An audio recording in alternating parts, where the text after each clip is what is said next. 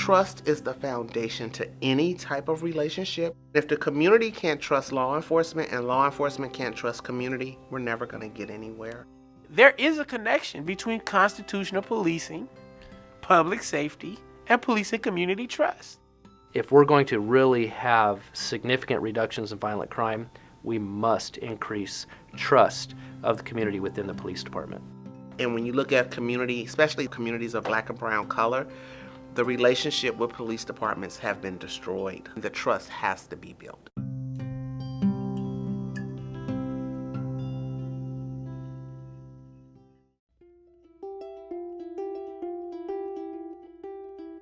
I think the state of distrust with community members and police officers is a historical reality. The history of policing, at least in our interaction with them, go all the way back to antebellum slavery. Reconstruction of the black codes, Jim Crow and separate but equal.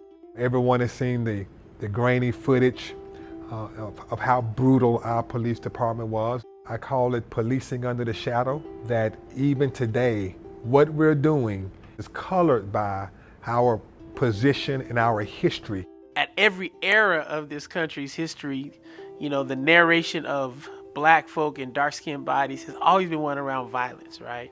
And the response has always been one around force from the state. Not only were we on the wrong side of history in the 1960s, but we've been on the wrong side of history in modern history.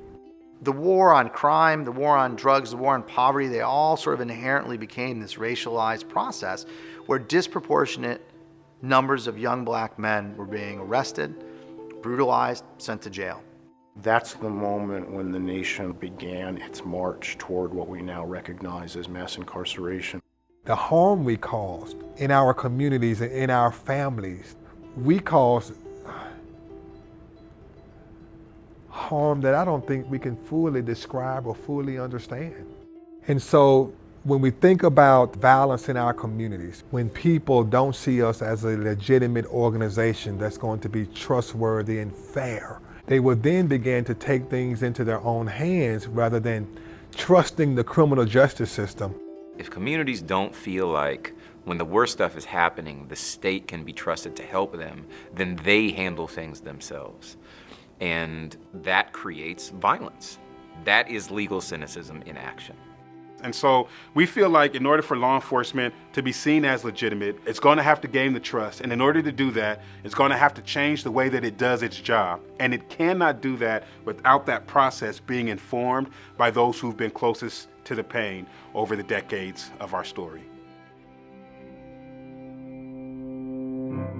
The National Network is this ongoing R&D project. It is the creation of people on the ground, on the front lines, who want to do things differently. Our focus is on the people who are at the highest risk in the most vulnerable communities in the country. And the way the National Network has always worked is to find people who are willing to take on hard questions and willing to break new ground and to work with them to try to figure out how to do better. The entrepreneurial spirit has extended from the original work on group violence to drug markets to intimate partner violence to violence within prisons.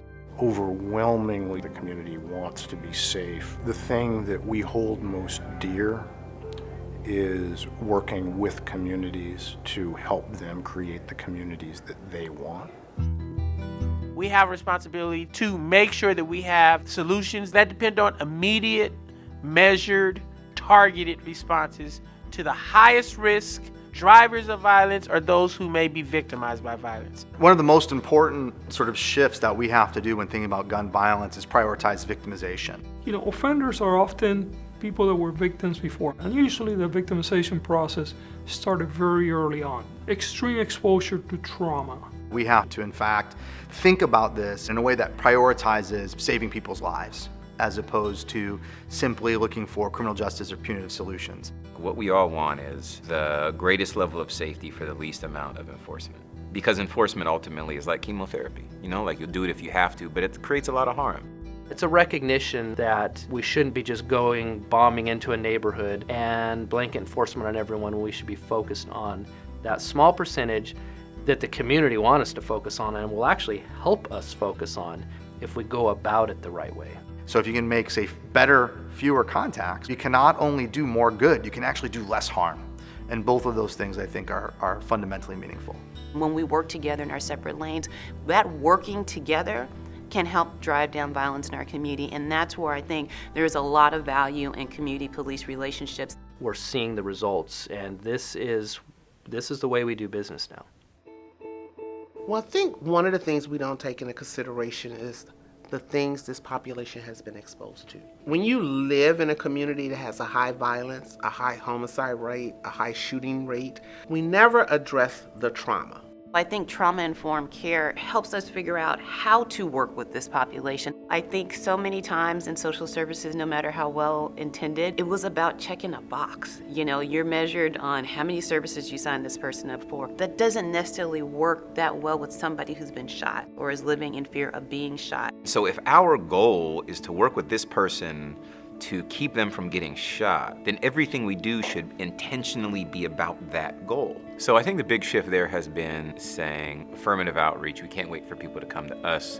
We've got to meet people where they are. We've got to find a bunch of ways, big and small, to build trust relationships. You know, a lot of these guys, man, they've kind of been raising themselves, and having someone who can bring something simple as groceries and then also take the time to sit down and have a conversation. It builds trust. It lets them know that we care. If all we do is just say we're just going to reform the police, that will never work. None of that can occur unless there are policy decisions that are made at much higher levels. There are a bunch of prosecutors who have been grappling with what their role should be, what they can do to produce public safety, to heighten legitimacy, to do less harm. The reality is that the majority of the people that we prosecute are members of our community that will come back to our community. So we want to make sure that whatever we do, we don't increase the harm to that person. So we have people who are out there on these frontiers, asking and experimenting with different approaches to the role of the prosecutor. And we want to learn from them, we want to encourage them to do more, but we also want to bring them together so they can create sort of common narrative. I don't know how we can repair the harm and get to a better place unless we start working together and creating an environment where people believe that what we're doing is the right thing. I'd like to take a moment to address a significant and fundamental issue confronting our profession. The history of the law enforcement profession is replete with examples of bravery, self-sacrifice, and service to the community. It is also clear that the history of policing has had darker periods. There have been times when law enforcement officers, because of the laws enacted by federal, state, and local governments, have been the face of oppression to far too many of our fellow citizens. What we think of as the usual reform agenda is not going to cut it. We have not faced what got us here, and dealing with that is what reconciliation and truth-telling are about. For our part, the first step in this process is for the law enforcement profession and the IACP to acknowledge and apologize for the actions of the past and the role that our profession has played in society's historical mistreatment of communities of color. So the trust building work that's underway is, I think, the most important work that the criminal justice reform movement is engaged in right now. As a part of this criminal justice system, we've done things that have caused harm. Our police department was not part of the solution. We were part of the problem. Amen. I think it was important because you can't go into a relationship with unresolved issues and grievances. I think it's important to clear the air, to acknowledge where you are, and then work from there. It opened up that door by admitting first the faults. When they heard these conversations, we were all kind of looking at each other like, wow. It's like you've been waiting for somebody to say something like this. We are in the position of power and have been for decades and decades. We, as police officers, police leaders, police chiefs, need to step out and make those acknowledgments first. Then we can begin to talk about the issues after actually listening, active listening from our communities, and then we can start to have that meaningful dialogue. Well, for us, the idea behind the small circles is face-to-face, uninterrupted, unhindered, truthful conversation. Why not take the chance to say, I'm not here to lock you up. I'm not here to harm you. In fact, I'm here to protect you. We're hearing them and they're hearing us, and we want to take it back to the community so that we can learn more about each other, learn how to work together to make our neighborhoods safer. I think that creates a lot of healing, and that's really powerful, and it makes people want to trust again. That's where we can get real growth. We can't do it alone. And what I mean by that is that social services cannot do it alone. Community members cannot fight that battle alone. And nor do I think police can. I think that we gotta work together. In its simplest form, it's about community. Police are a part of the community, not apart from the community. As one community, we work together to help our community. Now to wear this uniform and to wear this badge and to understand this history, we have no choice. We have no choice but to do the right thing, to serve our citizens with dignity and honor, and make sure this police department is one that they can be proud of.